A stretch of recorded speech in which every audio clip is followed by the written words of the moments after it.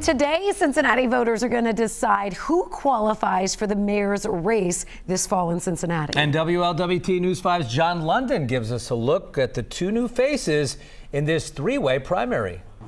Just about everyone recognizes the current mayor, but that doesn't keep this candidate from waving or this candidate from engaging, trying to build recognition to take on this guy.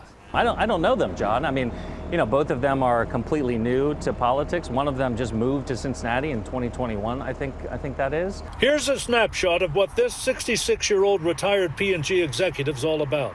Brian Frank is a man of humor. You know, with AFTAB being so well known.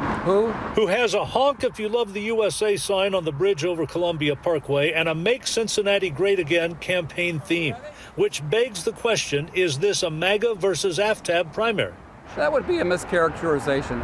I'm a conservative Republican, but I'm not a MAGA Republican. He normally wears Republican red while campaigning, but draped a rosary over a white shirt because of the death of Pope Francis, who once famously said, "Who am I to judge?"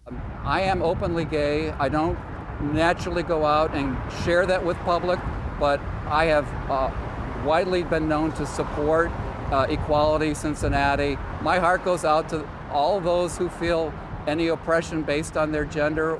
36-year-old Corey Bowman reflects a heart-on-sleeve approach as well. Hello. How you doing? It's nice to meet you. It's John London. John, great to meet you. I'm Corey. We spoke at his King's Arms coffee house in the West End where he's a minister. He is also the half-brother of the nation's vice president, who he considers a role model.